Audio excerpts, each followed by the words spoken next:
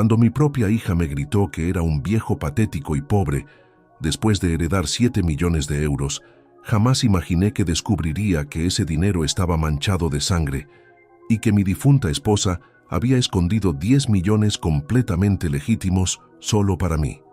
Antes de continuar, suscríbete al canal, activa la campanita, porque todos los días tenemos nuevas historias. Deja tu like y cuéntanos en los comentarios desde qué ciudad nos estás viendo.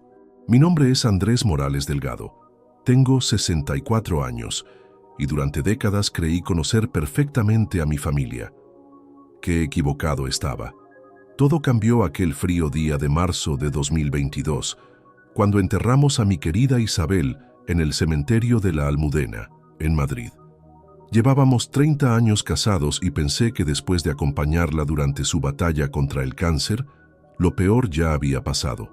Pero la verdadera pesadilla apenas comenzaba. Isabel Vega Santamaría, mi esposa, había sido diagnosticada con cáncer de páncreas en 2020. Durante 2 años, luchó valientemente mientras yo la cuidaba día y noche. Vendí mi pequeño taller de carpintería para pagar los tratamientos privados que la seguridad social no cubría. Gasté todos mis ahorros, cerca de 50.000 euros, en medicamentos experimentales y consultas con especialistas en Barcelona y Suiza. Nunca me importó el dinero cuando se trataba de salvar a la mujer de mi vida. Lo que jamás imaginé es que Isabel, durante esos últimos meses de enfermedad, había estado guardando secretos que cambiarían para siempre mi percepción de la familia que creí conocer. El día del funeral, nuestro abogado familiar, el doctor Joaquín Rubio Torres, me citó en su despacho de la calle Serrano junto con mi hija Beatriz Morales Vega, de 28 años. Beatriz había vivido con nosotros hasta hace apenas 3 años, cuando consiguió un trabajo como administrativa en una empresa de seguros y se mudó a un pequeño apartamento en Lavapiés. Siempre fue algo caprichosa, pero yo la adoraba. Era mi única hija, y después de Isabel lo que más amaba en este mundo. Señores, lamento tener que reunirlos en estas circunstancias, comenzó el doctor Rubio, ajustándose sus gafas mientras abría una carpeta gruesa. Pero debemos proceder con la lectura del testamento de doña Isabel Vega Santamaría. Mi corazón se aceleró ligeramente. Isabel y yo nunca habíamos hablado detalladamente sobre herencias. Sabía que teníamos la casa donde vivíamos, un modesto piso de 80 metros cuadrados en Carabanchel que habíamos comprado en 1995, y la vieja cabana de madera que había pertenecido a la familia de Isabel durante generaciones, ubicada en un bosque cerca de Segovia. Pensé que todo se dividiría equitativamente entre Beatriz y yo. Para mi querido esposo Andrés Morales Delgado, leyó el abogado con voz clara, le dejo la cabana familiar en el bosque de Balsaín, junto con todos los recuerdos que allí compartimos. Beatriz me miró con una sonrisa condescendiente que no supe interpretar en ese momento. El doctor Rubio continuó, para mi amada hija Beatriz Morales Vega, le dejo la casa familiar de Carabanchel y la totalidad de mis inversiones personales, que ascienden a 7.000 de euros, depositados en una cuenta especial que he mantenido durante los últimos años. El silencio que siguió fue ensordecedor. 7 millones de euros. Mi mente se quedó completamente en blanco. ¿De dónde había sacado Isabel semejante cantidad de dinero? Durante 30 años de matrimonio llevábamos las finanzas juntos. Yo sabía exactamente cuánto ganaba con su trabajo como secretaria en una consultoría, y jamás había mencionado inversiones de esa magnitud. ¿7 millones? Murmuré, sintiendo que las palabras se ahogaban en mi garganta. ¿Cómo es posible? Isabel nunca me habló de... Papá, me interrumpió Beatriz con un tono que jamás le había escuchado. Era frío, casi despectivo. Mamá era mucho más inteligente de lo que tú creías. Mientras tú te preocupabas por tus martillos y clavos, ella construía nuestro futuro. El doctor Rubio carraspeó incómodo. Señor Morales, según los documentos que me entregó su esposa, estas inversiones fueron realizadas de forma privada durante los últimos años. Al parecer había decidido mantenerlas en secreto para sorprenderlos después de su partida. Salí de esa oficina completamente aturdido. 7 millones de euros. Mi hija había heredado una fortuna, mientras que yo recibí una vieja cabana de madera que probablemente no valía ni 30.000 euros. Pero lo que más me dolía no era la cantidad de dinero, sino darme cuenta de que Isabel había mantenido ese enorme secreto durante nuestro matrimonio. ¿Por qué no me lo había contado? ¿Por qué dividir la herencia de manera tan desigual? Durante las siguientes semanas, intenté procesar lo ocurrido. Beatriz se mudó inmediatamente de su apartamento de alquiler a nuestra casa familiar y yo me quedé temporalmente en el piso de mi mejor amigo, Miguel Serrano Castillo, mientras decidía qué hacer con mi vida.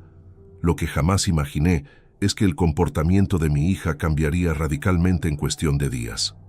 El verano de 2023 trajo consigo un calor insoportable que parecía reflejar la creciente tensión en mi corazón. Lo que en otros tiempos hubiera sido un hogar cálido y lleno de recuerdos, se había convertido en un campo de batalla sutil, donde cada mirada, cada palabra, pesaba como una losa.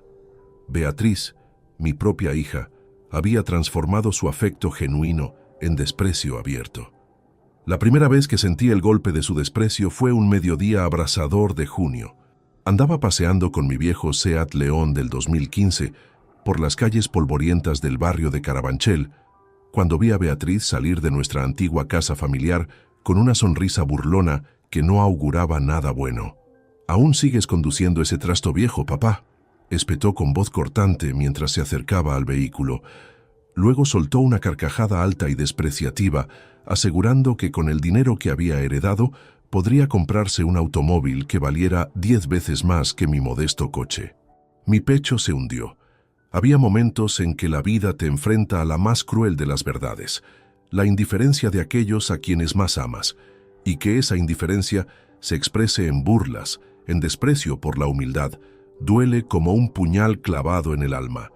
Su arrogancia no tenía límites, y en aquel instante comprendí que el cambio en Beatriz iba mucho más allá del dinero. Había en ella una sed de poder, de superioridad que nunca antes había visto. También fue en esa época que comenzó a lanzar indirectas venenosas sobre mi estilo de vida sencillo y las limitaciones visibles de mi antigua existencia. Se mofaba de que la cabana de madera era un símbolo de mi supuesta pobreza, ignorando por completo los valores y las memorias que ese lugar guardaba. Había una desconexión enorme entre ella y yo, como si viviéramos en dos mundos paralelos que jamás volverían a tocarse. La peor herida vino algunas semanas después, cuando en una reunión con algunos vecinos del barrio, Beatriz no pudo contener su veneno. Comentó en voz alta que la fortuna que había heredado la colocaba en un estatus al que yo, su padre, jamás podría aspirar. «Papá, eres un pobre patético», dijo delante de todos los presentes, sin importarle humillarme públicamente. Su voz, tan clara y sin remordimientos, resonó en mis oídos durante días. Las miradas de lástima de los vecinos me atravesaron como dagas. En esos momentos sentí que todo lo que había construido durante décadas, mis esfuerzos, sacrificios y mi amor incondicional por Isabel y por Beatriz, se desmoronaban lentamente. Estaba ante la cruel realidad de que la hija que crié con tanto cariño se había convertido en una persona que despreciaba mis raíces, mis valores y mi dignidad como ser humano. Intenté mantener la calma exterior, pero el daño ya estaba hecho. La sombra de Beatriz sobre mi vida se había convertido en una presencia constante que me empujaba a cuestionar cada gesto, cada palabra y cada decisión que tomaba. Empecé a perder la seguridad que había tenido hasta entonces, y la duda se instaló como un huésped permanente en mis pensamientos. Pero pese al dolor desgarrador, algo poderoso se comenzaba a formar dentro de mí.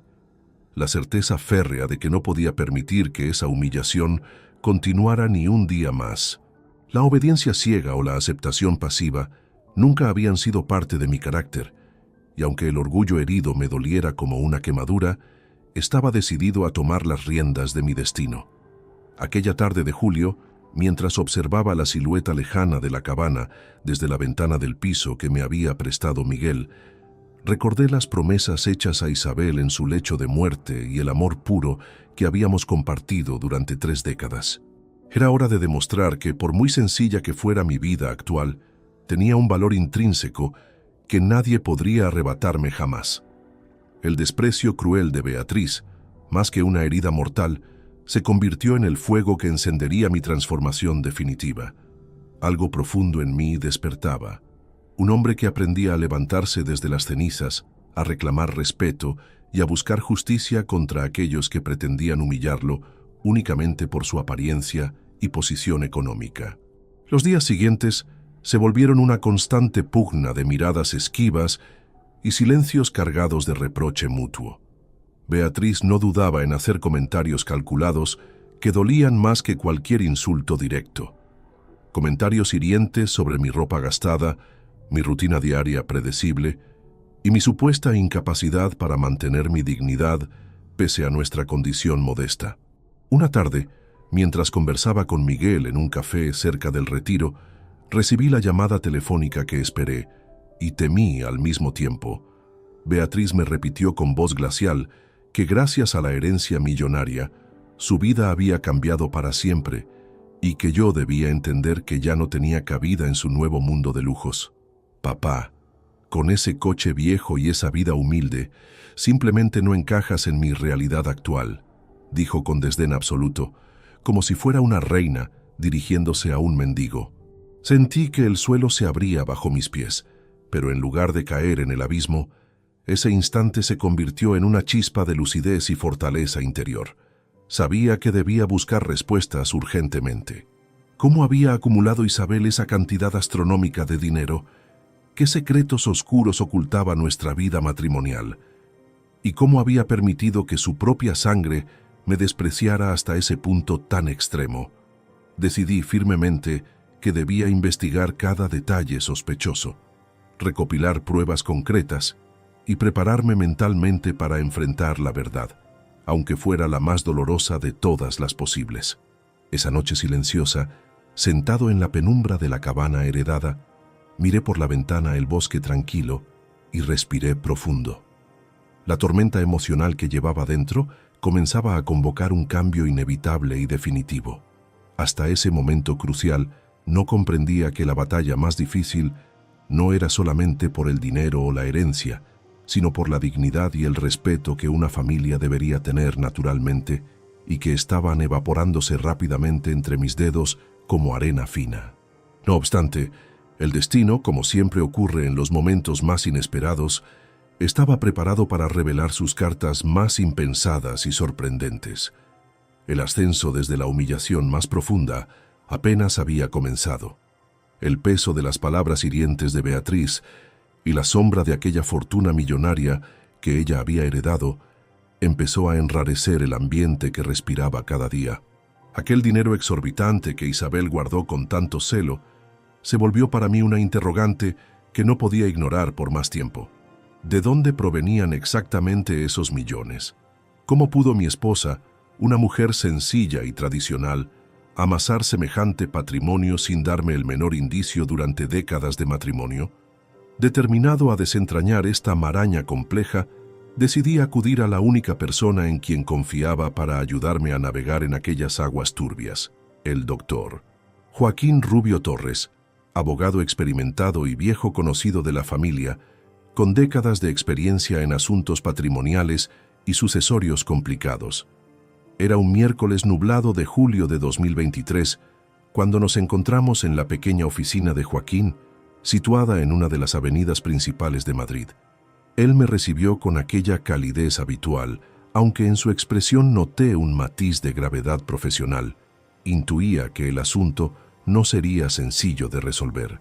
Le entregué la carpeta que Isabel había dejado cuidadosamente sellada con cinta adhesiva y le pregunté sin rodeos cómo era posible que mi esposa tuviera esa suma astronómica de dinero sin que yo, su compañero de toda la vida, lo supiera siquiera. Joaquín abrió los documentos con extremo cuidado, examinando cada página con minuciosidad. Extractos bancarios internacionales, contratos de inversión sofisticados, pólizas de seguros múltiples e incluso papeles de sociedades anónimas offshore registradas en paraísos fiscales conocidos. Al principio parecía que Isabel había sido una experta financiera durante años, manejando cuentas internacionales sin revelarme absolutamente nada. Pero más allá de la fachada aparentemente legal, Joaquín percibió algo mucho más siniestro. «Andrés», dijo con voz grave, mientras me mostraba una serie de bancos registrados en las Islas Caimán y Jersey, territorios notoriamente utilizados para resguardar capitales de origen dudoso.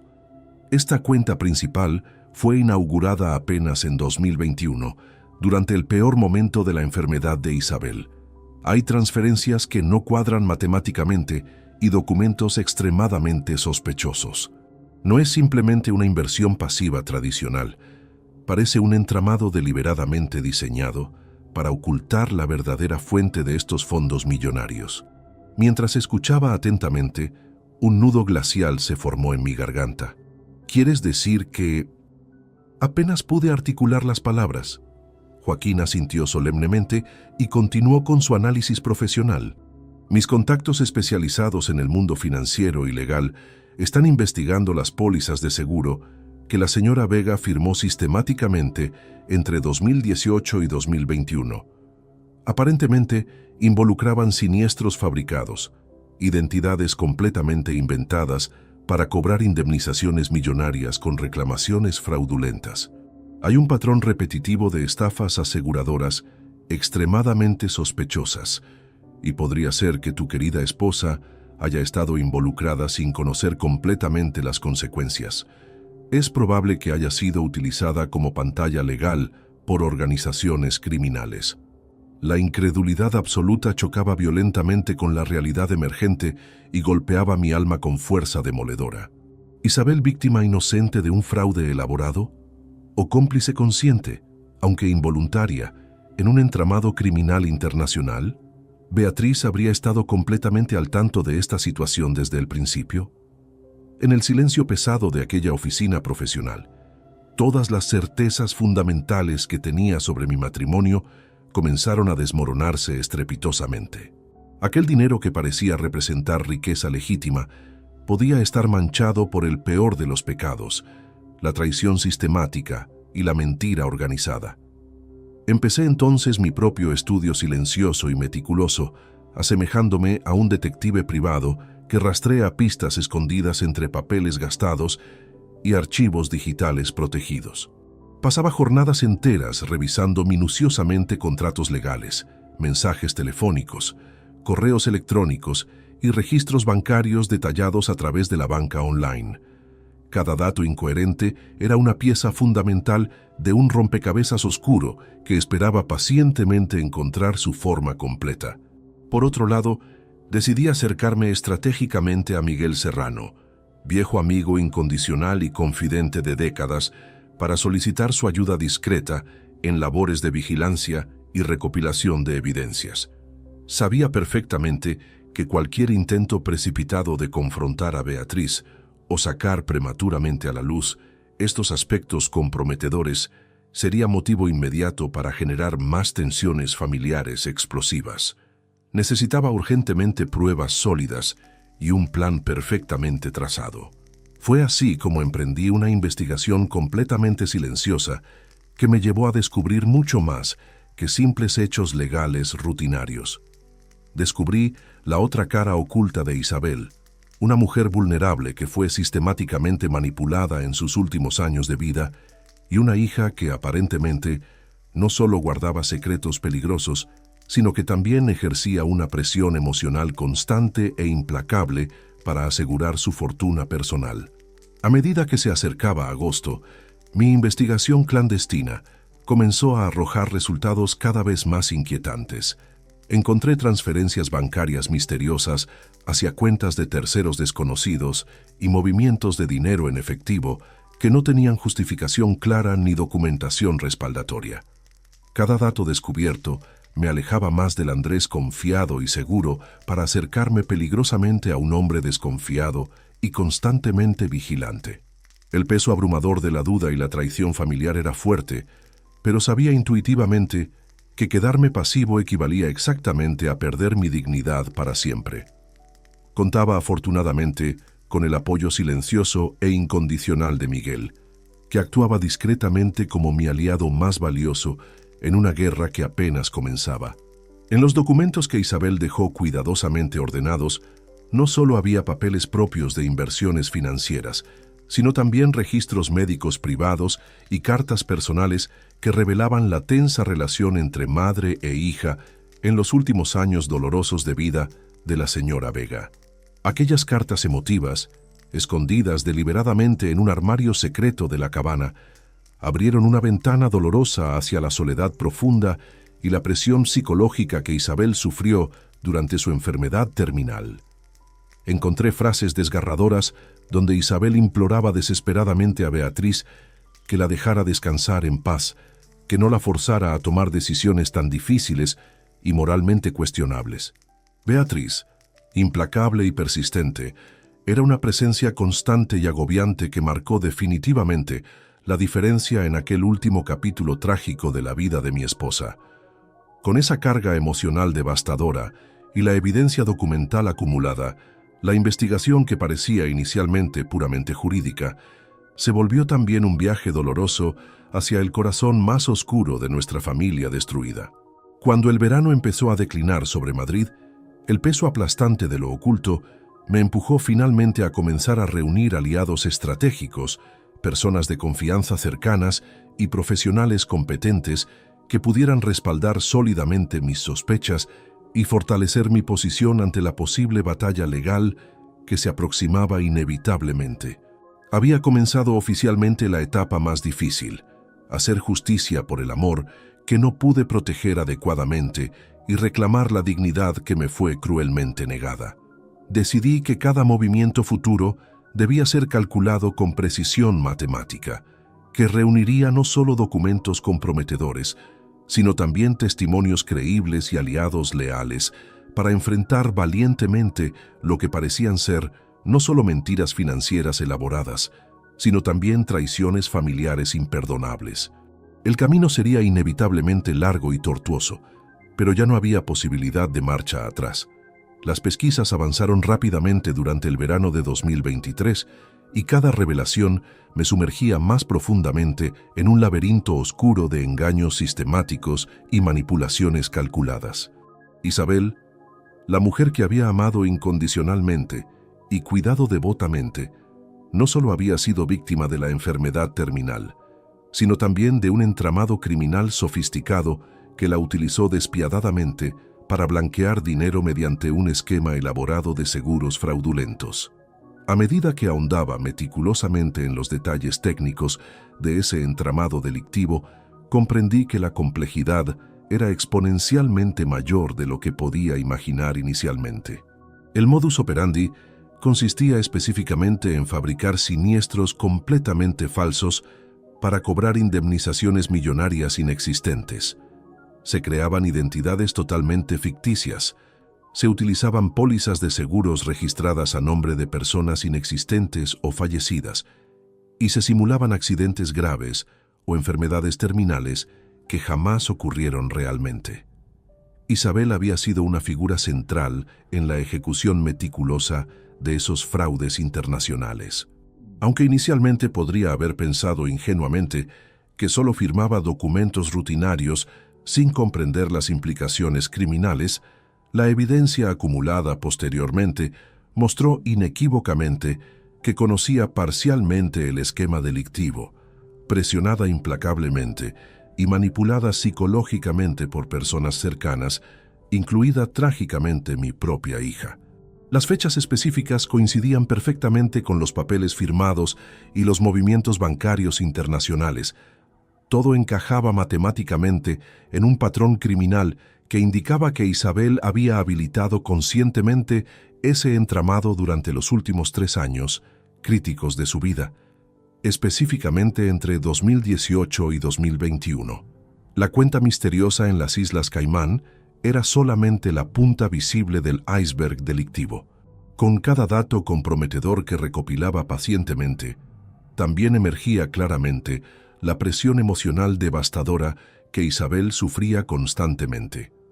Cartas manuscritas y mensajes telefónicos escritos durante sus últimos meses dolorosos mostraban vívidamente a una madre completamente agobiada, amenazada persistentemente por su propia hija quien exigía implacablemente que cumpliera con esas actividades ilícitas para asegurar una herencia sustancialmente abultada. Por otra parte, aquellos documentos comprometedores desvelaron una verdad aún más dolorosa e imperdonable. Beatriz no solamente estaba completamente al tanto del fraude criminal, sino que fomentaba activamente y alimentaba sistemáticamente esa red internacional de mentiras para incrementar exponencialmente su beneficio personal futuro. Los registros detallados de conversaciones en el teléfono móvil de Isabel, recuperados meticulosamente gracias a especialistas reconocidos en informática forense, revelaron devastadoramente las exigencias constantes e implacables de Beatriz. En un mensaje especialmente duro y revelador, la joven insistía despiadadamente en que su madre no podía darse el lujo de renunciar precipitadamente, que su futuro económico dependía absolutamente de mantener esa farsa criminal. La idea demoledora de que la mujer que había sido mi compañera de vida durante décadas hubiera sido arrastrada hasta ese abismo moral por su propia descendencia me desgarró completamente el alma, pero también me llenó de una determinación férrea e inquebrantable para terminar definitivamente aquello y limpiar no solo mi nombre manchado, sino también la memoria vilipendiada de Isabel. El esquema criminal descubierto involucraba incluso a abogados corruptos, intermediarios especializados y correos internacionales que facilitaban profesionalmente la creación y presentación de documentos completamente falsos, mostrando claramente la magnitud internacional y el alcance transnacional de esta operación criminal organizada. A medida que se desvelaba progresivamente el entramado delictivo, la realidad se hacía progresivamente más compleja y devastadora. Isabel era simultáneamente víctima manipulada y cómplice forzada. Beatriz, una joven calculadora y despiadada que optaba conscientemente por el beneficio económico personal, sin importar absolutamente el daño familiar irreparable. En medio de este caos emocional absoluto y legal complicado, la figura de Isabel se mostraba más compleja que nunca anteriormente. No era únicamente la mujer enferma terminal a quien había cuidado devotamente, sino también una persona completamente atrapada en un entramado donde sus decisiones, aunque fuertemente influidas, tuvieron consecuencias profundas e irreversibles. Los testimonios recogidos cuidadosamente de personas cercanas a Isabel, incluidos amigos íntimos y empleados del hospital donde fue atendida médicamente, revelaban vívidamente cómo sufría no solamente por su enfermedad progresiva, sino también por presiones externas constantes que la agotaban mentalmente. Una enfermera experimentada recordaba específicamente situaciones donde Isabel lloraba silenciosamente, hablando desesperadamente de la constante amenaza que sentía proveniente de alguien extremadamente cercano. Beatriz aparecía consistentemente en esas historias como una presencia constante, pero con un rostro invariablemente frío y exigente. Estas revelaciones devastadoras me proporcionaron una nueva perspectiva fundamental para abordar la situación con una mezcla equilibrada de compasión humana y rigurosidad legal absoluta. Sabía perfectamente que no podía juzgar a Isabel sin reconocer completamente el terrible contexto en que actuó forzadamente. Sin embargo, la búsqueda implacable de justicia exigía categóricamente que la verdad completa saliera definitivamente a la luz pública, incluso si eso significaba exponer dolorosamente las partes más oscuras de mis seres queridos.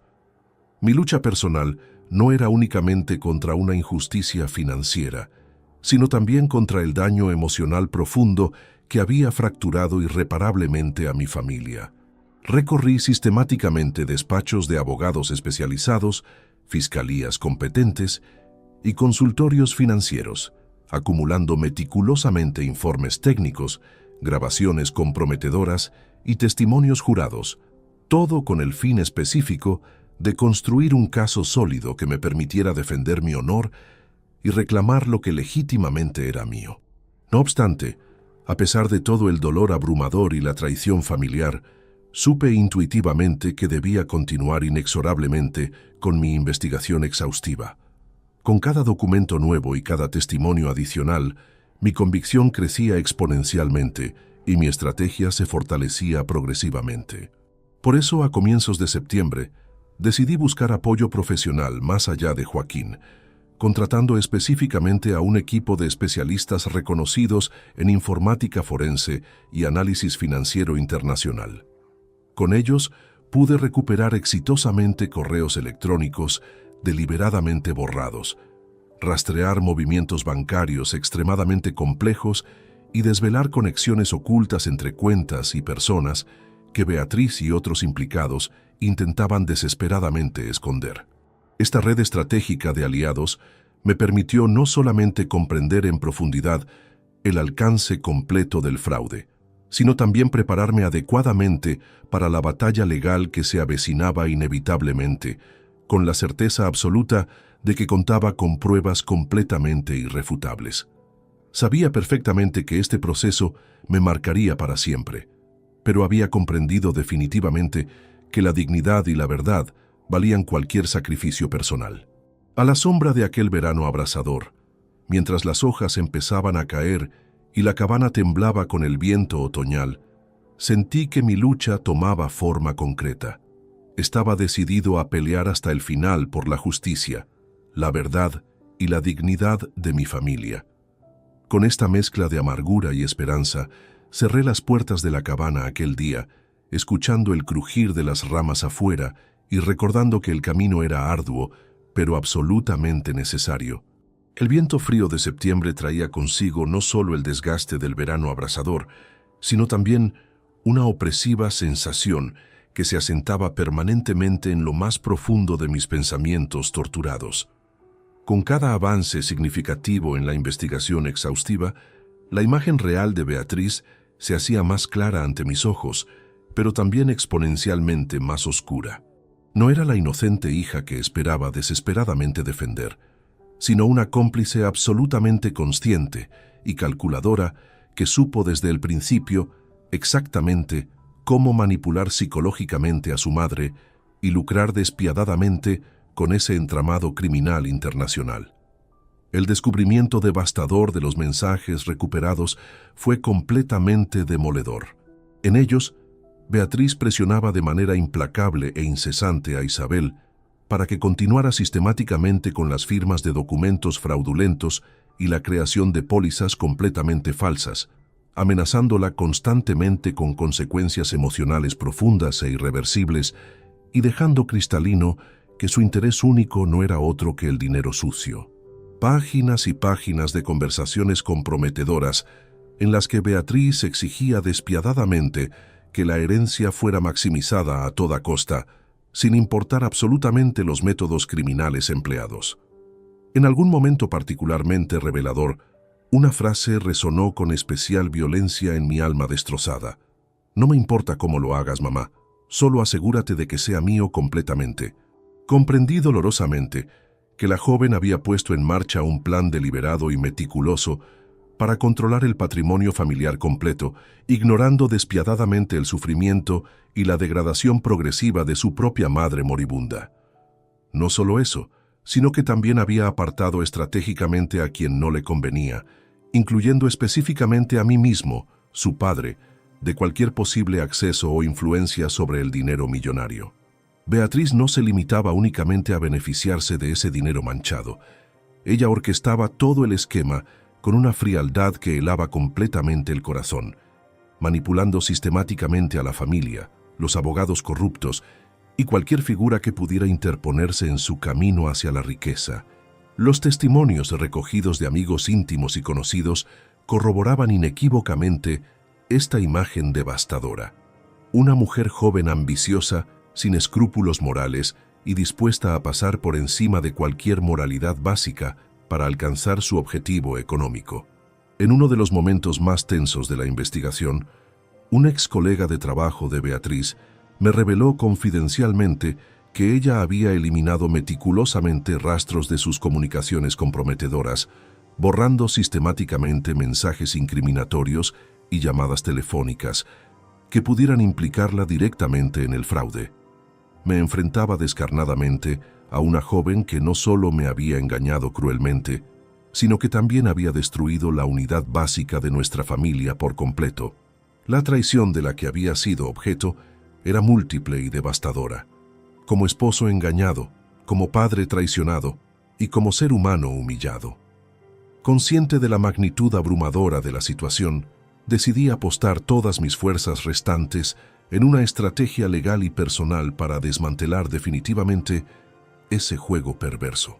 Sabía perfectamente que Beatriz tenía aliados poderosos y que no se rendiría fácilmente, pero también estaba completamente preparado para soportar cualquier embate vengativo.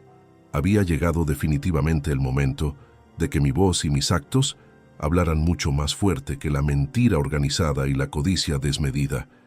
En paralelo, comencé sistemáticamente a identificar patrones específicos de conducta manipuladora en Beatriz desde años atrás.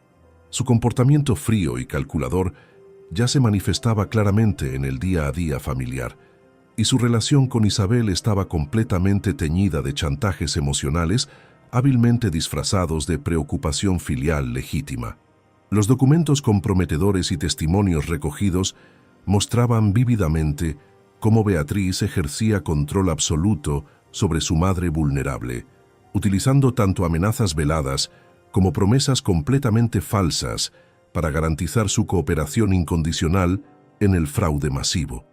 Su ambición desmedida la había convertido inexorablemente en la arquitecta principal de toda la trama criminal.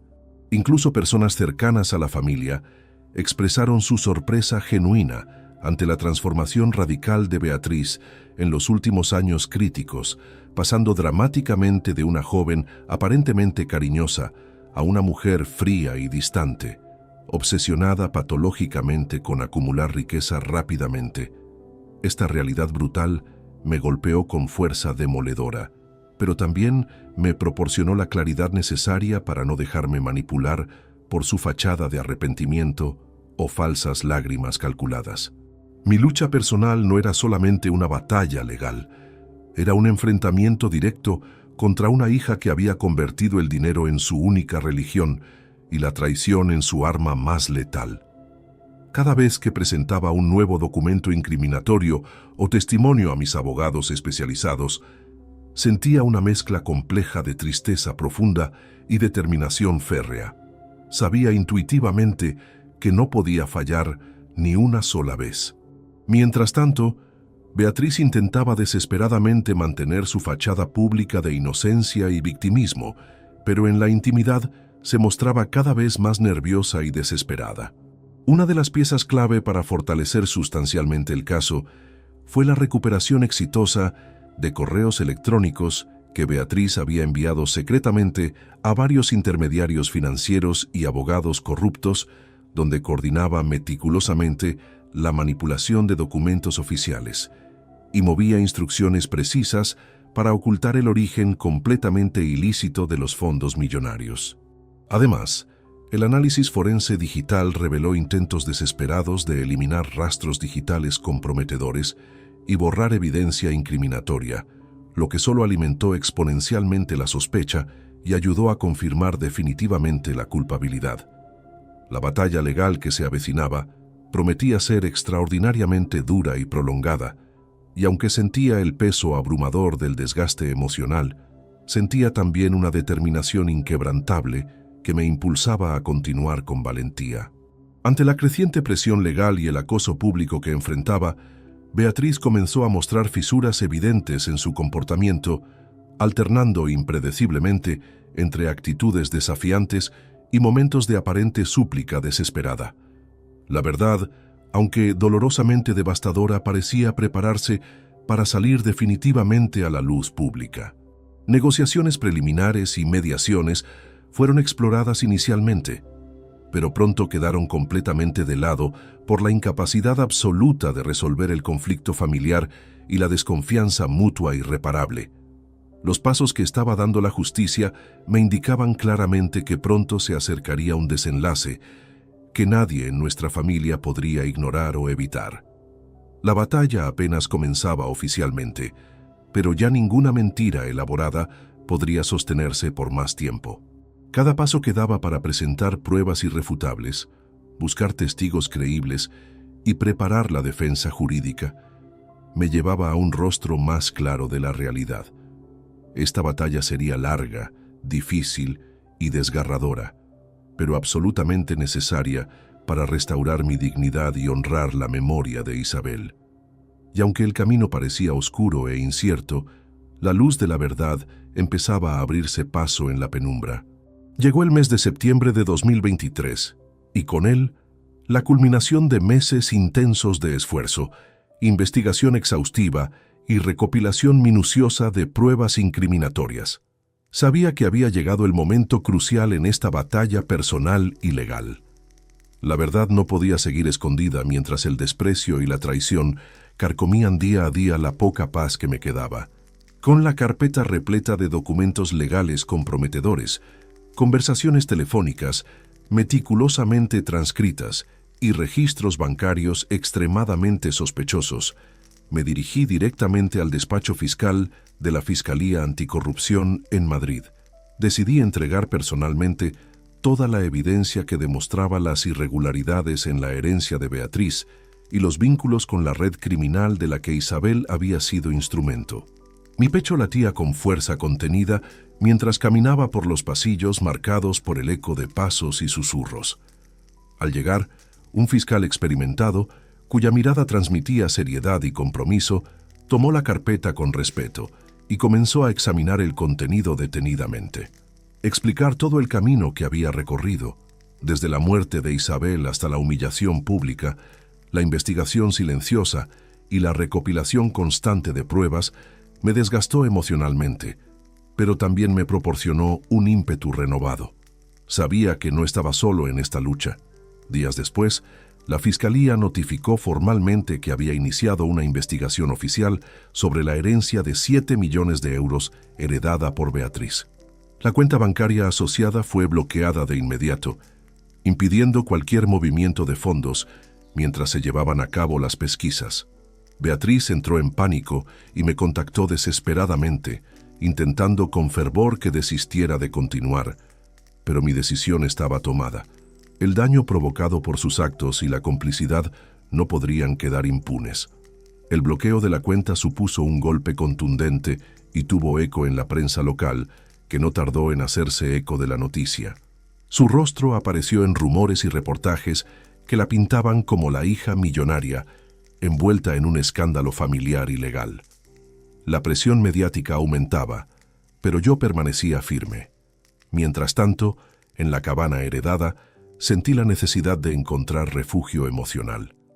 La casa humilde parecía más que nunca un santuario donde el peso de aquel drama podía por momentos aligerarse y donde comenzaría a desvelar otro misterio que Isabel me dejó oculto. Durante una jornada de limpieza emocional, decidí finalmente afrontar la tarea de ordenar los efectos personales que Isabel había guardado cuidadosamente. Era una labor que había postergado durante 18 meses por ser demasiado dolorosa, pero que ahora sentía necesaria para cerrar heridas y buscar respuestas. En uno de sus muebles antiguos, una gaveta guardaba una carta manuscrita por Isabel, acompañada de un extraño objeto que cambiaría el destino completo de nuestra historia: una tarjeta de débito. La carta, llena de amor genuino y arrepentimiento profundo, explicaba detalladamente que aquel dinero no pertenecía a la red criminal que envolvía los 7 millones, sino que era una suma completamente legítima que Isabel había obtenido de la venta de propiedades ancestrales para asegurar que yo tuviera un futuro digno. La tarjeta representaba un saldo imponente: 10 millones de euros completamente distintos y absolutamente legales, que me había dejado para protegerme y asegurar mi tranquilidad. Encontrar esa prueba fue un golpe inesperado que mezclaba la alegría con la amargura, la esperanza con la tristeza. Por un lado, el engaño de aquella herencia oscura; por otro, la demostración tangible del amor de Isabel, escondido entre la madera gastada y las sombras de la cabana. Con la tarjeta en mis manos temblorosas, entendí que Isabel había hecho todo lo posible para protegerme, incluso cuando su salud declinaba rápidamente y estaba atrapada en un torbellino de engaños y presiones. Aquella revelación también me hizo comprender la magnitud del sacrificio que había hecho en sus últimos días. A partir de ese momento crucial, mi enfoque cambió completamente. No solo era una lucha contra la corrupción y la traición, sino una búsqueda profunda para recuperar el respeto y la justicia que mi esposa y yo merecíamos. Mientras la investigación oficial se extendía, me preparaba mentalmente para enfrentar a mi hija en lo que sería el conflicto más doloroso de mi vida. Sabía que no podía confiar en palabras vacías ni en lágrimas falsas. Decidí mantener la serenidad y la paciencia, pero también estar completamente listo para un enfrentamiento inevitable que definiría el destino de nuestra familia y mi futuro. En los días siguientes, la situación mediática adquirió dimensiones inesperadas. Los periódicos y los programas de radio no cesaban de especular sobre los entresijos del escándalo familiar. La opinión pública fluctuaba entre la sorpresa y la condena hacia Beatriz, retratada como la hija ambiciosa que había traicionado a su propia sangre. Mientras tanto, en la intimidad de la cabana, la carta y la tarjeta seguían siendo mi ancla en medio de la tormenta. Me recordaban constantemente que, pese a todo, Isabel había dejado un legado verdadero, una muestra tangible de amor y protección en medio de tanto engaño. La fortaleza interna que comenzó a tomar forma empezó a transformar mi dolor en una energía positiva, necesaria para lo que estaba por venir. Sabía que el enfrentamiento directo con Beatriz no tardaría y que aquel refugio sencillo sería mi cuartel general para defender mi honor y patrimonio. Con la serenidad recuperada, preparé cada paso con meticulosidad, porque esta vez no habría lugar para errores ni engaños. El futuro era incierto, pero la voluntad de justicia era más fuerte que nunca.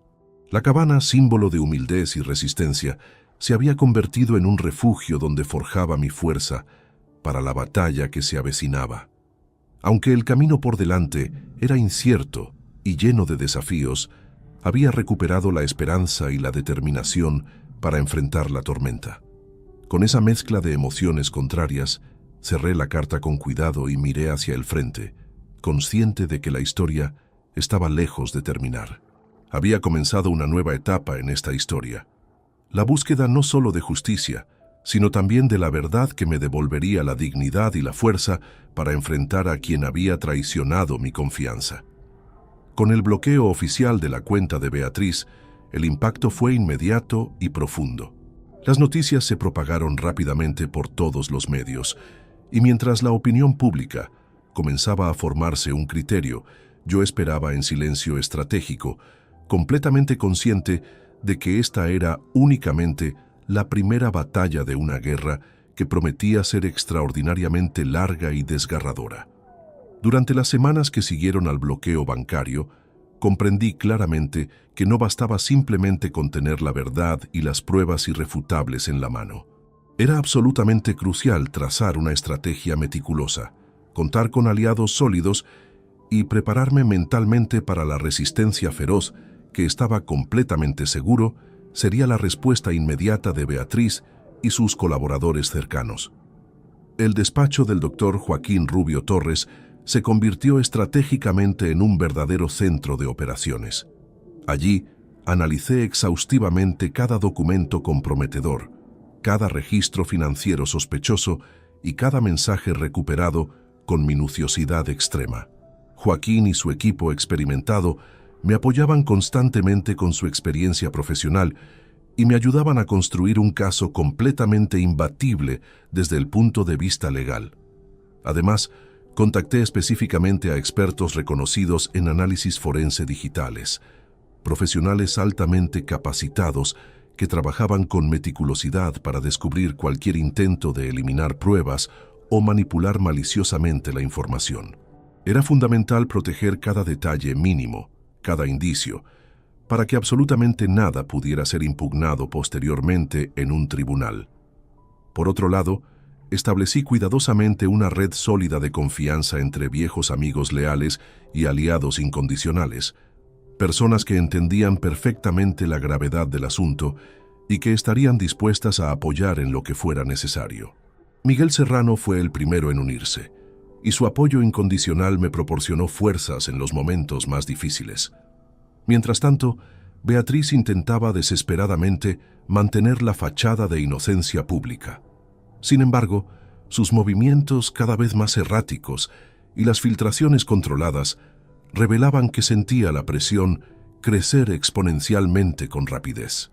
Durante esta fase crucial, la carta encontrada en la cabana se convirtió en mucho más que un simple documento. Era una ventana hacia el alma torturada de Isabel en sus últimos meses. Releía constantemente sus palabras, buscando comprender completamente las circunstancias que la llevaron a tomar decisiones tan complejas. La carta revelaba detalles devastadores sobre cómo Isabel había descubierto tardíamente que estaba siendo utilizada en el esquema criminal. En enero de 2022, apenas 2 meses antes de su muerte, se dio cuenta de que los documentos que firmaba no eran inversiones legítimas, sino parte de una red de lavado de dinero internacional. «Mi querido Andrés», escribía Isabel con letra temblorosa, «cuando comprendí el horror de lo que había hecho, ya era demasiado tarde para detenerlo.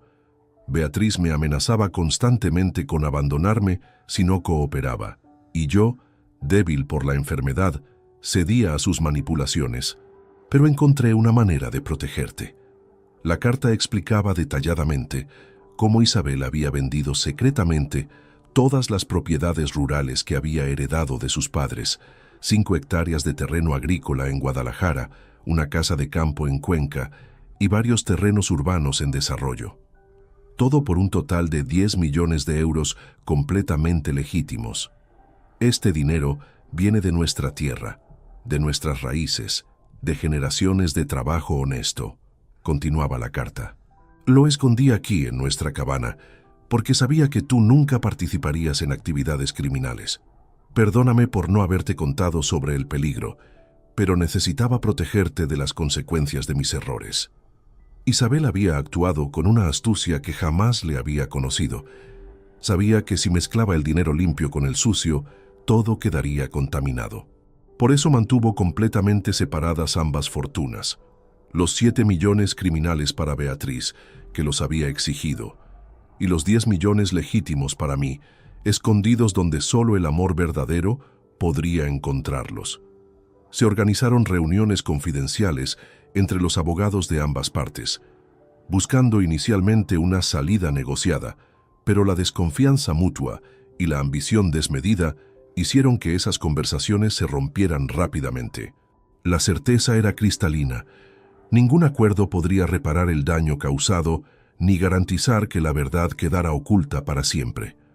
Con cada día que transcurría, mi determinación crecía exponencialmente. Comprendí que además de luchar externamente en tribunales, debía reforzar mi propio equilibrio emocional para no dejarme consumir por la batalla. Comencé prácticas diarias para mantener la serenidad, desde caminatas prolongadas entre los árboles del bosque hasta meditaciones profundas en la cabana. Necesitaba estar completamente preparado mentalmente para el enfrentamiento más difícil de mi vida. Además, comencé a trabajar en un plan personal que me permitiera recuperar poco a poco el respeto perdido dentro de mi familia y, sobre todo, reconstruir mi propia autoestima que había sido pisoteada durante meses. Cada día reservaba un espacio para reflexionar sobre el camino recorrido, sus logros y errores, aprendiendo a manejar la frustración que a veces amenazaba con desbordarme completamente. Los días pasaban sin novedades públicas importantes, pero en privado las reuniones y análisis se sucedían intensamente. Joaquín y su equipo detectaban nuevas irregularidades en los contratos y movimientos sospechosos, mientras yo fortalecía mi red de contactos con autores y testigos. En paralelo, decidí mantener mi distancia con Beatriz, limitando cualquier contacto que no fuera estrictamente necesario por asuntos legales. Era fundamental no caer en provocaciones ni discusiones que debilitaran mi concentración. Más allá de la preparación técnica y legal, comencé a valorar la importancia del apoyo emocional. Compartir mis preocupaciones con Miguel y otros amigos de confianza me permitió mitigar la soledad que la traición familiar ocasionaba.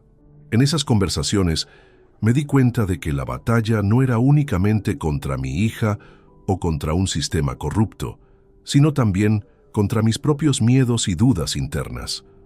Fortalecerme interiormente fue la clave para mantener la esperanza y la voluntad en momentos de desánimo y cansancio extremo.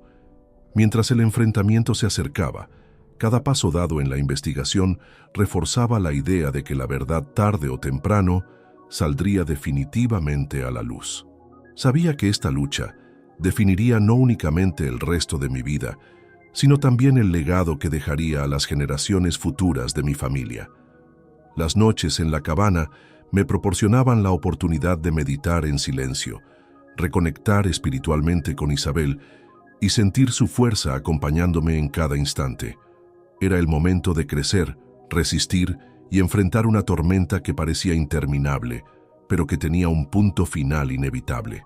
Al final de cada jornada, sentía un cansancio profundo, pero también una satisfacción creciente al saber que cada paso me acercaba más a la justicia y el respeto.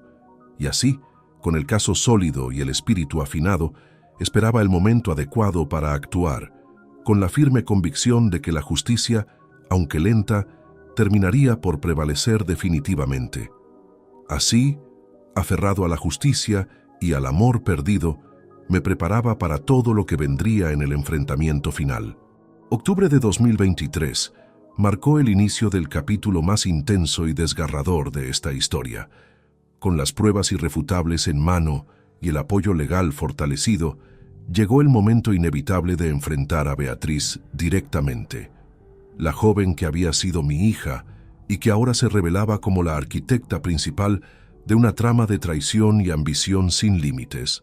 La reunión fue convocada en un despacho discreto, lejos del bullicio de la ciudad, para asegurarse de que las palabras y las miradas no se dispersaran entre oídos ajenos. Beatriz llegó con su habitual aire de superioridad, vestida con ropa sofisticada que no transmitía ni una pizca de remordimiento genuino. Abrí lentamente la carpeta con todos los documentos comprometedores y evidencias acumuladas, y meticulosamente fui desplegándolos uno a uno frente a sus ojos. No hubo necesidad de muchas palabras introductorias. Las fotografías de mensajes amenazantes, los registros de transferencias sospechosas y la carta reveladora de Isabel hablaban por sí mismas con elocuencia devastadora. Beatriz me miró inicialmente con incredulidad fingida, luego con rabia contenida. Intentó negar categóricamente al principio, alegando que había sido manipulada por personas externas a la familia y que ella únicamente había confiado en su madre moribunda. Pero mi respuesta fue tajante y calmada, mostrándole específicamente los mensajes de texto donde suplicaba a Isabel seguir con el fraude criminal y las pruebas donde coordinaba directamente a abogados corruptos y personas involucradas en el esquema. «Este no es un juego, Beatriz», dije con voz firme y controlada. «Has destruido meticulosamente lo que juntos construimos durante décadas. Has herido profundamente no solo a tu madre y a mí, sino también la unidad sagrada de nuestra familia. Es momento de enfrentar las consecuencias de tus actos». Se produjo un silencio pesado e incómodo, solo roto por la respiración agitada de mi hija. Fue entonces cuando, por primera vez en meses, vi una fisura real en su fachada, una mezcla genuina de miedo y desesperación. «Papá», murmuró finalmente con voz quebrada. «Yo no sabía que las cosas llegarían tan lejos. Pensé que podría manejarlo todo, que nadie saldría herido realmente». Le mostré entonces la carta manuscrita de Isabel, donde detallaba explícitamente el chantaje emocional constante que había sufrido. «Tu madre escribió esto antes de morir, Beatriz. Describe exactamente cómo la amenazabas con abandonarla si no cooperaba con el fraude. ¿Cómo puedes decir que no sabías?» Los ojos de Beatriz se llenaron de lágrimas, pero yo ya había aprendido a distinguir entre arrepentimiento genuino y manipulación calculada. Durante tantos meses de investigación, había descubierto que mi hija era una actriz consumada. Además, continué implacablemente, tengo pruebas de que intentaste eliminar evidencia digital y coordinar con intermediarios para ocultar el origen criminal del dinero. Esto no fue ignorancia, Fue complicidad consciente y premeditada. Beatriz se desplomó en su silla, finalmente comprendiendo que todas sus mentiras habían sido expuestas. «¿Qué va a pasar ahora?», preguntó con voz temblorosa. «Las autoridades continuarán su investigación», respondí categóricamente. «Los 7 millones permanecerán bloqueados hasta que se determine su origen exacto y se procese a todos los involucrados. Tú enfrentarás las consecuencias legales por complicidad en lavado de dinero». Fue en ese momento que Beatriz realmente entendió la magnitud de su situación. No solo había perdido el dinero que tanto ambicionaba, sino que también enfrentaba posibles cargos criminales que podrían resultar en prisión. «Pero papá», imploró desesperadamente, «soy tu hija. Tiene que haber una forma de arreglar esto. Puedes ayudarme, ¿verdad?». La miré fijamente durante largos segundos antes de responder. «Beatriz, durante meses me humillaste públicamente, me despreciaste por mi pobreza y manipulaste a tu madre moribunda para enriquecerte. ¿Por qué debería ayudarte ahora?». Su respuesta fue un sollozo desgarrador, pero yo había tomado mi decisión mucho tiempo atrás. El daño causado era demasiado profundo para ser reparado con lágrimas tardías. 3 horas después del confrontamiento, mi teléfono sonó insistentemente. Era Beatriz, llamándome con voz completamente quebrada, suplicando perdón entre sollozos.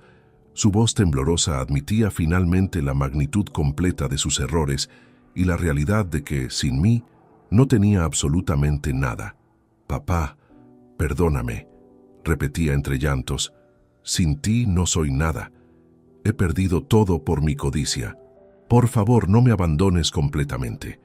Escuché en silencio durante varios minutos, sintiendo una mezcla compleja de tristeza y determinación.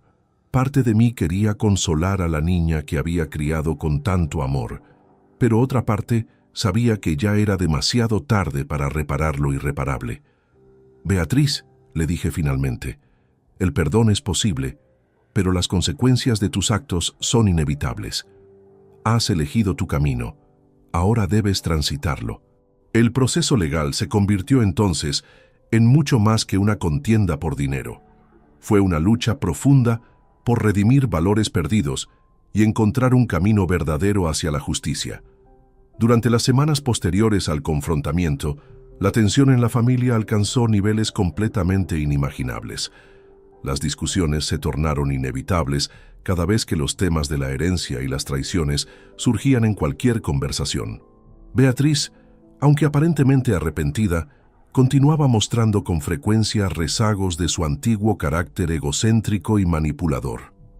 En momentos de presión, su verdadera naturaleza emergía nuevamente.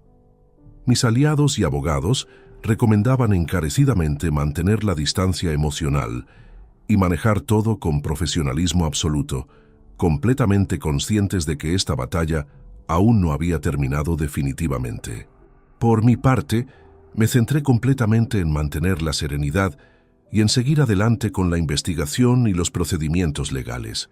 No podía permitirme ceder ante la presión ni los juegos de manipulación. La convivencia se volvió absolutamente insostenible y decidí apartarme definitivamente de Beatriz, eliminando cualquier contacto que no fuera estrictamente necesario para cuestiones legales. Esa decisión me causó un dolor profundo e indescriptible, pero también fue un paso absolutamente necesario para proteger mi integridad y comenzar a sanar las heridas.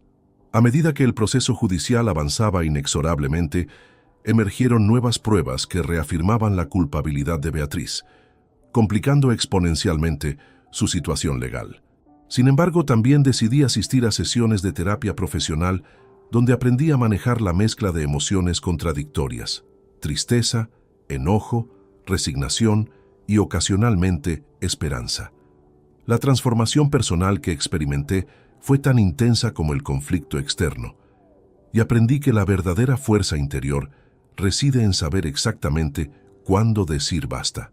Con el paso del tiempo, el proceso judicial sirvió para sentar un precedente importante en mi vida y en la de los demás afectados. Las lecciones aprendidas fueron extraordinariamente duras, pero necesarias para construir un futuro diferente del dolor y la mentira. En la distancia emocional, comprendí que la familia, aunque irreparablemente rota, podía encontrar formas distintas de coexistir o bien de alejarse definitivamente sin perder el respeto mutuo. El corte definitivo con Beatriz no fue sencillo, pero fue un acto de amor propio y de reivindicación personal. Mirando hacia atrás, veía todo el camino doloroso recorrido y entendía que cada lágrima y cada batalla me habían convertido en un hombre considerablemente más fuerte y sabio. Sin embargo, a pesar del arrepentimiento expresado tardíamente, aprendí que el perdón no siempre significa olvido y que la dignidad personal es algo que debe preservarse incluso ante la traición más amarga. Que así, aunque el pasado estuviera completamente lleno de sombras, el futuro podía ser iluminado con la fuerza del perdón verdadero y la justicia cumplida. Noviembre de 2023. La batalla legal avanzaba con paso firme e inexorable, pero lo que no esperaba era la transformación dramática y desesperada de Beatriz ante la inminente pérdida de su fortuna y la posibilidad real de enfrentar prisión. Sus llamadas telefónicas, mensajes y visitas imprevistas se multiplicaron exponencialmente, cambiando radicalmente el tono del desprecio por uno de súplica angustiosa y manipuladora. Aquella mujer que me había humillado públicamente estaba ahora figurativamente de rodillas, implorando clemencia con lágrimas calculadas. «Papá, no puedo vivir sin ti», repetía constantemente entre sollozos aparentemente ahogados. «Sé que me equivoqué gravemente, pero te necesito desesperadamente. Sin tu apoyo soy absolutamente nadie».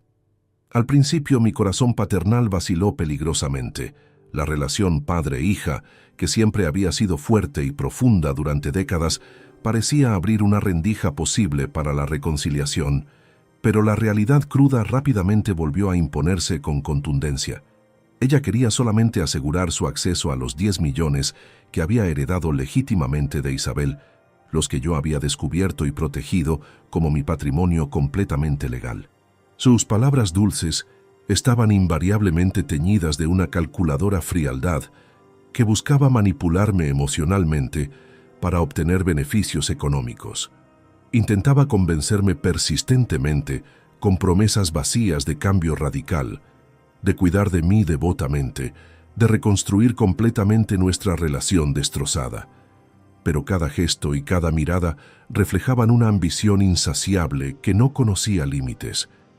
«He aprendido la lección», decía mientras me tomaba las manos con fingida ternura.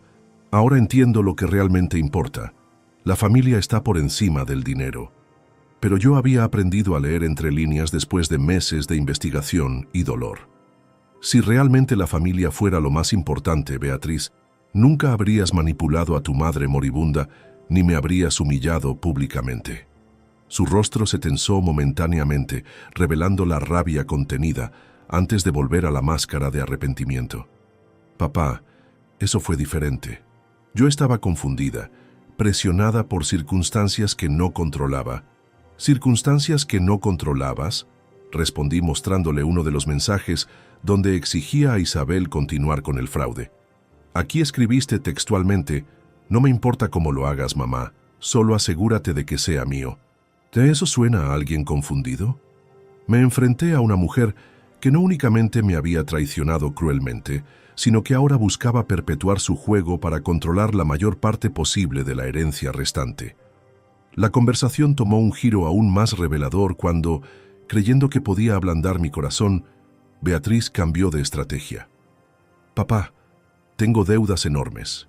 He estado viviendo como si fuera millonaria y ahora que la cuenta está bloqueada, no puedo pagar mis compromisos. Los prestamistas me amenazan». «¿Y qué esperas que haga?», pregunté con calma calculada. «Podrías prestarme algo de tu herencia», dijo finalmente mostrando sus verdaderas intenciones. «Solo para salir de este aprieto. Te prometo que te lo devolvería todo». Fue en ese momento exacto que su verdadera naturaleza se reveló completamente. No había arrepentimiento genuino, solo necesidad desesperada de acceso a mi dinero. «Beatriz», le dije con una calma que ocultaba mi indignación, Durante meses me llamaste pobre patético y te burlaste de mi humildad.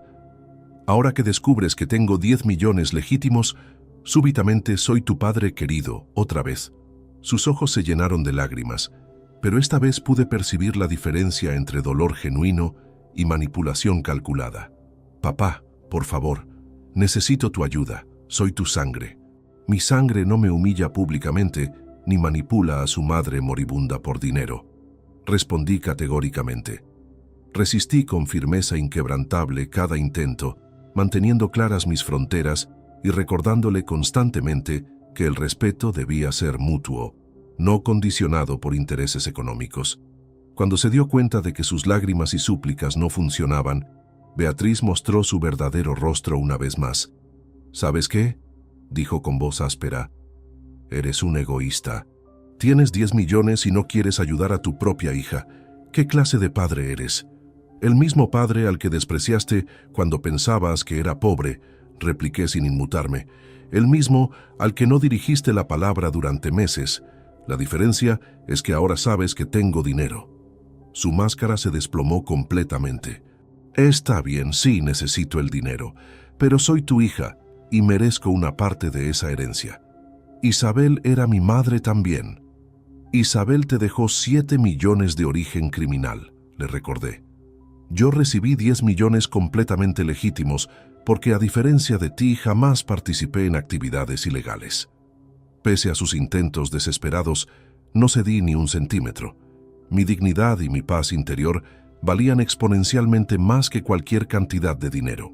A lo largo de noviembre, la lucha se intensificó dramáticamente.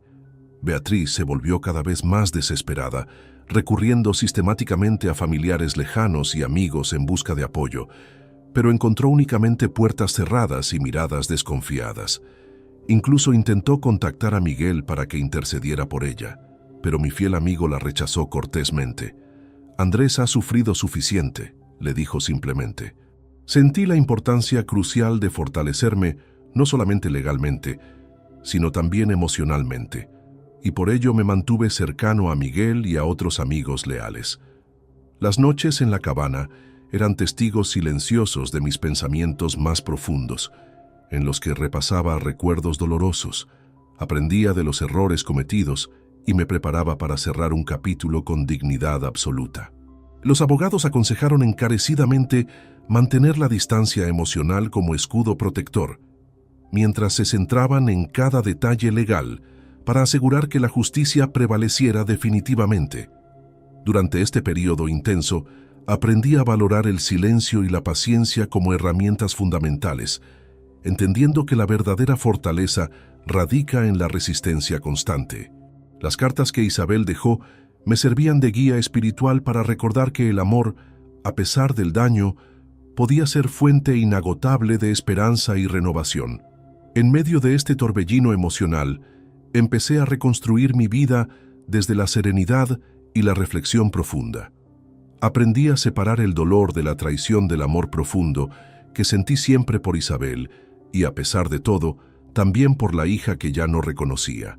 Las conversaciones con Miguel y otros amigos de confianza se convirtieron en pilares fundamentales para mantener la estabilidad mental necesaria. Aunque el dolor persistía como una herida abierta, la claridad mental y el espíritu fortalecidos me permitían sostener cada día la lucha con renovada energía. Me preparaba meticulosamente para lo que vendría, consciente de que la verdad y la justicia no siempre trazan caminos rectos, pero que su llegada es inevitable. Cada día me fortalecía un poco más, aferrándome a la justicia y a la esperanza de encontrar finalmente la paz interior.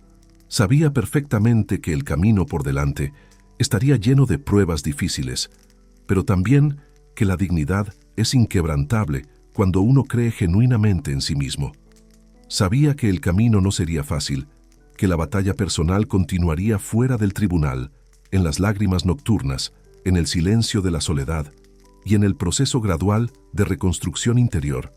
Así cerré otro capítulo doloroso, completamente listo, para enfrentar lo que quedaba con una mente clara y un corazón firme. Diciembre de 2023. El frío invierno se hacía notar con fuerza en Madrid, reflejando la gravedad de los acontecimientos que se habían sucedido en mi vida. La lucha legal contra Beatriz estaba en su punto culminante, y yo, a pesar de las heridas profundas que llevaba en el alma, me sentía fortalecido y absolutamente decidido a cerrar este capítulo con integridad y dignidad inquebrantables. Había llegado el momento crucial de tomar una decisión definitiva respecto a la relación que había mantenido con mi hija durante décadas. Durante meses interminables, había soportado humillaciones públicas, traiciones familiares y manipulaciones emocionales calculadas, pero también había visto en ella destellos ocasionales de arrepentimiento y dolor aparentemente real. Sin embargo, la verdadera naturaleza de Beatriz ya había quedado completamente expuesta y era imposible ignorarla por más tiempo. Las autoridades habían completado su investigación exhaustiva. Los 7 millones de euros que Beatriz heredó fueron oficialmente confiscados por provenir de actividades criminales de lavado de dinero. Además, ella enfrentaba cargos formales por complicidad en fraude de seguros y blanqueo de capitales. La Fiscalía había determinado que su participación no fue accidental, sino consciente y premeditada. Decidí alejarme completamente de ella, cortando todo tipo de contacto que no fuera estrictamente necesario para cuestiones legales. Sabía perfectamente que esta elección me dolería profundamente, pero era absolutamente esencial para proteger mi bienestar emocional y mi estabilidad mental a largo plazo. Beatriz, le dije en nuestra última conversación telefónica, durante meses me despreciaste por ser pobre, me humillaste públicamente y manipulaste a tu madre moribunda por dinero. Ahora que sabes que tengo 10 millones legítimos, súbitamente quieres reconciliarte. Eso no es amor filial, es oportunismo. Su respuesta fue predecible, una mezcla de súplicas desesperadas y reproches amargos. Papá, por favor, recapacita. Soy tu única familia. Sin mí, estarás completamente solo. Prefiero estar solo con dignidad que acompañado por alguien que solo me valora por mi dinero. Respondí con una calma que había tardado meses en alcanzar. La separación no fue sencilla emocionalmente. Las llamadas y mensajes de Beatriz se multiplicaron exponencialmente, llenos de súplicas manipuladoras y promesas completamente vacías. Pero mi respuesta fue clara y firme. La dignidad no se negocia ni se vende, y yo merecía respeto incondicional. En aquellos días difíciles, me apoyé incondicionalmente en Miguel y en otros amigos leales que me brindaron soporte constante. Sus palabras de aliento y compañía fueron un refugio invaluable en medio de la tormenta emocional. Los procesos legales continuaban avanzando inexorablemente, con nuevas evidencias que reforzaban mi posición. Beatriz enfrentaba cargos formales por lavado de dinero y otros delitos conexos. La justicia comenzaba a manifestarse de forma tangible y satisfactoria. El tribunal determinó que los 10 millones que Isabel me había dejado eran completamente legítimos, provenientes de la venta documentada de propiedades familiares. Todos los impuestos habían sido pagados correctamente y no había ninguna conexión con actividades criminales. Mi herencia fue oficialmente validada y liberada sin restricciones. Aunque la batalla judicial era dura emocionalmente, sentía que esta decisión me había liberado de una carga enorme que había llevado durante meses. Ya no estaba encadenado a la manipulación ni a la mentira familiar. Empoderado por mi convicción, comencé a enfocar mis energías en reconstruir mi vida con calma y propósito claro. La cabana, mi refugio, se convirtió en un espacio de reflexión y paz interior donde planeaba meticulosamente el futuro. Durante ese mes crucial, terminé diversas gestiones legales y administrativas importantes para asegurar la protección absoluta de los bienes legítimos que Isabel me dejó con tanto amor. Contraté a nuevos asesores financieros especializados para optimizar el uso de los 10 millones limpios, convirtiéndolos en una base sólida para mi futuro y para proyectos que siempre había deseado realizar, como apoyar organizaciones benéficas y fundaciones que ayudaran a personas en situaciones vulnerables. La decisión de cortar lazos definitivamente con Beatriz no fue un acto de odio vengativo, sino un acto completamente consciente de amor propio y preservación. Entendí claramente que para sanar era absolutamente necesario liberarme de relaciones tóxicas, por más que doliera profundamente. Al mismo tiempo, me enfoqué en fortalecer mis relaciones con personas que realmente me apoyaban y valoraban, construyendo una red sólida de afecto y lealtad verdadera. Los días se tornaron en semanas, y las semanas en meses, y aunque la ausencia de mi hija dejó un vacío emocional, también trajo una calma que no conocía desde hacía mucho tiempo. En un acto simbólico profundamente significativo, decidí donar una parte sustancial del dinero a fundaciones dedicadas específicamente a la lucha contra el cáncer, en honor a Isabel y todo lo que habíamos vivido juntos durante su enfermedad. Este gesto me permitió encontrar un propósito renovado, una manera constructiva de transformar la tragedia en algo significativo para otros que sufrían. Había aprendido que aunque la sangre une biológicamente, no siempre define relaciones sanas ni respetuosas. La verdadera familia era la que construimos conscientemente con amor y lealtad mutua, no la que se define únicamente por lazos de sangre. Mientras la justicia seguía su curso implacable, yo caminaba con paso firme hacia una nueva etapa de mi vida, completamente capaz de mirar hacia adelante con esperanza genuina y confianza renovada. Aunque la nueva etapa de mi vida estaba llena de incertidumbres naturales, me sentía liberado emocionalmente y preparado para enfrentar cualquier desafío que viniera. La cabana de madera, ese humilde refugio, se convirtió en símbolo poderoso de resistencia y esperanza, un lugar donde forjaba mi fortaleza cada día. A pesar del dolor persistente, había encontrado en la justicia no solo respuesta a mis preguntas, sino también un camino claro para la redención personal. Mientras comenzaba a reconstruir lo que la traición intentó destruir, recordaba constantemente que la verdadera riqueza nunca estuvo en el dinero acumulado, sino en el respeto y el amor genuino. Así, mientras el invierno cubría la ciudad en frío penetrante, sentí que mi corazón, aunque permanentemente marcado por la historia, comenzaba a sanar lentamente, abriéndose gradualmente a la posibilidad real de un nuevo comienzo. Mirando hacia adelante con determinación, respiraba profundo y aceptaba que, aunque el pasado doloroso siempre formaría parte de mí, el futuro estaba completamente en mis manos para ser construido paso a paso, día a día, con dignidad y esperanza. Con el paso del tiempo, mi vida comenzó a reconstruirse desde los cimientos, un proceso lento pero absolutamente necesario para recuperar mi identidad y mi paz interior. La tormenta de traiciones y engaños había dejado cicatrices profundas, pero también enseñanzas valiosas que ahora guiaban mi camino hacia la redención personal. La cabana que Isabel me dejó no solo era un refugio físico, sino un símbolo poderoso de resistencia y renovación. Allí, entre los árboles centenarios y el silencio del bosque, hallé momentos de introspección que me permitieron comprender mejor las complejidades del corazón humano. Durante largos paseos por los senderos serpenteantes, reflexionaba sobre todo lo vivido: el amor, la pérdida, la traición y la esperanza. Comprendí que la vida es un tejido complejo de momentos, algunos luminosos y otros oscuros, que forman la trama de nuestro destino.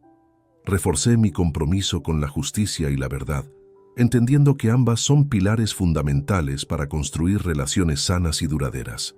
También aprendí a perdonar, no para olvidar, sino para liberarme del peso del rencor que consume sin ofrecer alivio. El perdón se convirtió en un acto de amor propio, una forma de sanar heridas invisibles. Las heridas familiares profundas no se cerraron completamente, pero encontré en la distancia el espacio necesario para sanar y crecer. La ausencia de Beatriz, aunque dolorosa, permitió que floreciera la fuerza interna que durante mucho tiempo había estado oculta.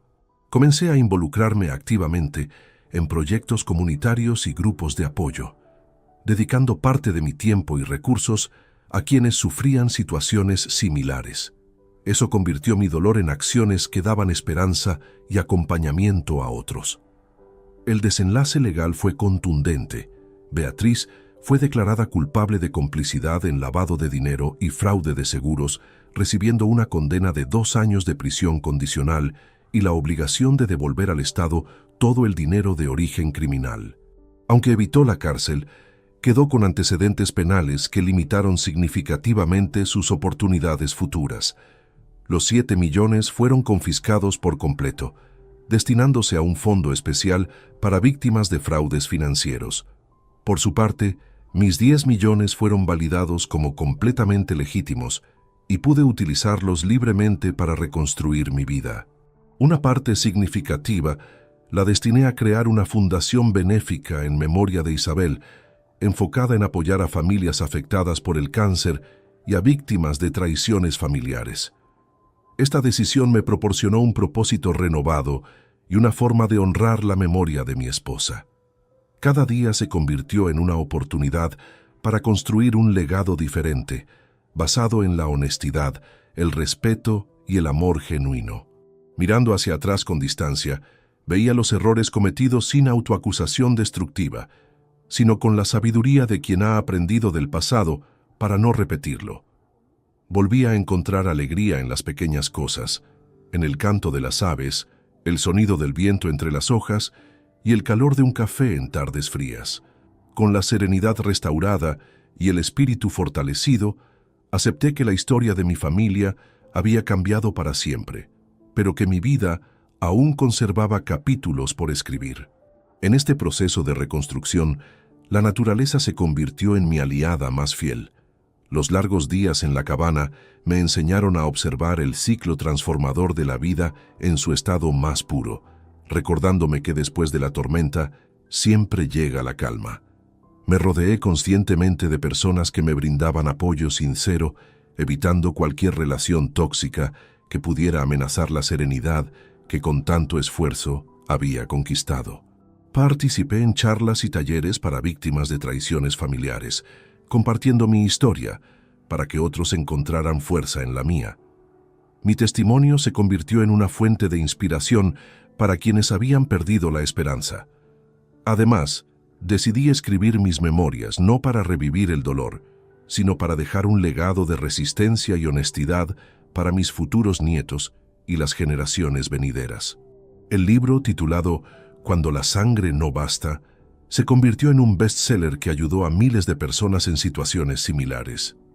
La cabana se transformó en un centro de encuentros significativos, donde amigos verdaderos y familiares elegidos compartían momentos de alegría y reflexión.